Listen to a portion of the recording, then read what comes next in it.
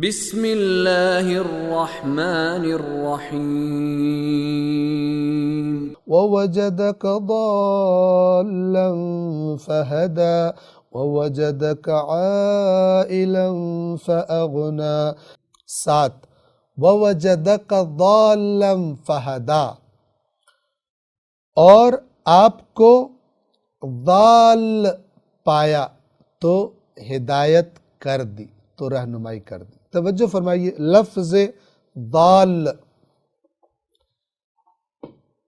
جس کی جمع ضالین قرآن مجید میں آئی ہے، ظاہر ہے کہ یہ ایک بڑا منفی معنی ہے، بھٹکا ہوا راستے سے، سیدھ صراط مستقیم سے جو بھٹکا ہوا ہو۔ واضح ہے کہ رسول اللہ کے بارے میں یہ معنی نہیں کیا جا سکتا، کوئی کرے بھی تو غلط کرتا ہے، کیا نہیں جا سکتا، کیونکہ بعض الفاظ کا ایک خاص معنی ہم کثرت سے سنتے ہیں، ایک معنی مشہور ہوتا ہے، ہمیں نہیں پتہ ہوتا کہ اسی زبان میں اس لفظ کے اور معانی بھی ہیں، ملتے جلتے معانی ہیں، لیکن ایک معنی جو زیادہ ہم نے سنا ہے وہ منفی پہلو میں زیادہ استعمال ہوا ہے، تو وہ نیگیٹو معنی ہے، منفی ہے، قابل مذمت ہے، لیکن اسی لفظ کا ایک معنی ایسا ہے کہ جو بالکل بھی قابل مذمت نہیں ہے۔ ضال کہتے ہیں گمشدہ کو۔ مثال، اگر کوئی بچہ، یہ تقریب ذہن کے لیے مثال ہے، ذہن کو قریب کرنے کے لیے مثال ہے تاکہ معنی سمجھ پائے۔ اگر کوئی بچہ کسی بھیڑ والی جگہ میں، رش والی جگہ میں، بغیر اس کے کہ بچے کی اپنی غلطی ہو، مثلا اس کا ہاتھ اپنی ماں کے ہاتھ سے چھوٹ جائے، اپنے باپ کے ہاتھ سے اس کا ہاتھ چھوٹ جائے، اور اچانک وہ دیکھے کہ اس کے ماں باپ اس کو نظر نہیں آ رہے، تو کیا کہیں گے؟ اگر کوئی دیکھے گا کہے گا یہ بچہ کیا ہو گیا؟ گم ہو گیا۔ عربی زبان میں اس کے لیے بھی لفظ ضال استعمال کیا جاتا ہے، لہذا روایات کے مطابق ایک حدیث میں آتا ہے الحکمت ضالۃ المؤمن، حکمت مومن کی گمشدہ چیز ہے، کافر کے پاس سے بھی ملے تو لے لو۔ یہ ضالہ راستے سے بھٹکی ہوئی، گمراہ مراد نہیں ہے بلکہ گمشدہ چیز ہے۔ تو یہ رسول اللہ کی اس کیفیت کی طرف اشارہ ہے کہ جس میں رسول اللہ اس انسانیت کی نجات کے لیے گویا کہ ڈھونڈ رہے تھے، بیتاب تھے، منتظر تھے کہ اللہ کی طرف سے، پروردگار کی طرف سے وہ مکمل انسانیت کی نجات کا پیغام ملے، جس کے ذریعے اس بھٹکی ہوئی انسانیت کو، اس ظلم و ستم کا شکار انسانیت کو، جہالت کے اندھیروں میں غرق انسانیت کو نجات دلائی جا سکے۔ ورنہ خود رسول اللہ بھٹکے ہوئے نہیں تھے، نعوذ باللہ، اس معنی میں۔ کیوں؟ اس لیے کہ رسول اللہ کی 40 سالہ زندگی اعلان نبوت سے پہلے اس بات کی گواہ ہے، نہ کبھی کسی بت کو سجدہ کیا، کبھی شرک سے آلودہ نہیں کیا، نہ کبھی کوئی ایسی اخلاق سے گری ہوئی حرکت کی جس کا بعد میں کفار مکہ رسول اللہ کو طعنہ دیتے۔ آپ دیکھ لیجئے کتنے بہتان لگائے، لیکن وہ سارے کے سارے بہتان کس سے مربوط ہیں؟ اعلان نبوت سے۔ کسی نے یہ نہیں کہا کہ تو نے پہلے تو آپ پہلے بھی یہ غلط کام کرتے تھے، کیونکہ تھا ہی نہیں۔ رسول اللہ کی اعلان نبوت سے پہلے کی 40 سالہ زندگی پاک و پاکیزہ، کوئی وہ جسے گمراہی کہا جاتا ہے، کوئی گمراہی نہیں ہے، کوئی شرک نہیں ہے، کوئی گناہ نہیں ہے، کوئی جھوٹ نہیں ہے، کوئی خیانت نہیں ہے، صادق اور امین کے نام سے جانے چاہتے ہیں۔ یہ ساری جو بعد میں تہمتیں لگی، یہ تو اس دشمنی کی وجہ سے تھی جو دعوت توحید کا پرچم بلند کرنے پر دشمنی شروع ہوئی تھی، آپ دیکھ لیجئے۔ لہٰذا قطعاً ذال کا وہ منفی معنی نہیں ہے، بلکہ ذال کا وہ معنی کہ جو عربی زبان میں ہے لیکن ہم زیادہ تر اس سے مانوس نہیں ہوتے، اور کئی جگہوں پر عربی کے الفاظ سے یہ مشکل پیش آتی ہے۔ اسی طرح ذنب کا معنی لِیَغْفِرَ لَكَ اللَّهُ مَا تَقَدَّمَ مِن ذَنبِكَ وَمَا تَأَخَّرَ، عام ترجمہ کیا ہوگا؟ تاکہ اللہ آپ کے وہ گناہ جو پہلے گزر چکے اور وہ گناہ جو بعد میں آنے بخش دے۔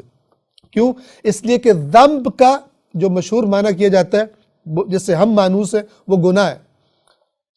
جبکہ ذنب کو عربی لغت میں دیکھا جائے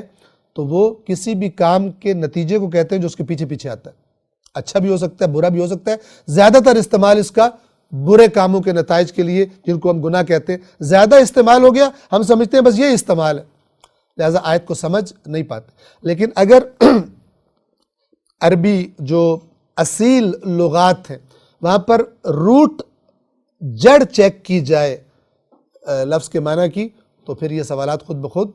ان کے جوابات ہمیں بڑی آسانی سے مل جاتے ہیں۔ اور اس نے آپ کو گمشدہ پایا، گمشدہ یعنی سرگرداں اس ہدایت کے انتظار میں، اس مکمل پلان کے انتظار میں جس کا نام شریعت اسلام ہے، کہ وہ آئے تاکہ اس انسانیت کی نجات، ورنہ رسول اللہ اس پورے معاشرے سے بیزار ہو چکے تھے، اور کئی روز یہ بیزاری کی ایک علامت تھی، کئی روز غار حرا میں جا کر عبادت کیا کرتے تھے۔ کس کی عبادت کیا کرتے تھے؟ اللہ کی عبادت کیا کرتے تھے، اور گویا کہ وہ بیتابی، وہ انتظار، اس کیفیت کو اس لفظ نے بیان کیا ہے۔ آیت نمبر 8، وَوَجَدَكَ عَائِلًا فَأَغْنَى، عائل کہتے ہیں اس انسان کو کہ جس کے پاس اپنی ضروریات زندگی کے لیے آمدنی کا ذریعہ ٹھیک طرح سے نہ ہو، غریب ہو، مالی طور پر غنی نہ ہو۔ تو یہاں پر اللہ اپنے دوسرے احسان کا ذکر فرما رہا ہے، اور آپ کو تنگ دست پایا، فَأَغْنَى، تو آپ کو غنی کر دیا، یعنی مالدار کر دیا۔ اور یہ دوسرا احسان اشارہ ہے جناب خدیجۃ الکبریٰ سلام اللہ علیہا، ایک مالدار عورت ایک بظاہر دنیا کے اعتبار سے تنگ دست انسان سے شادی کر لے جو یتیم ہے،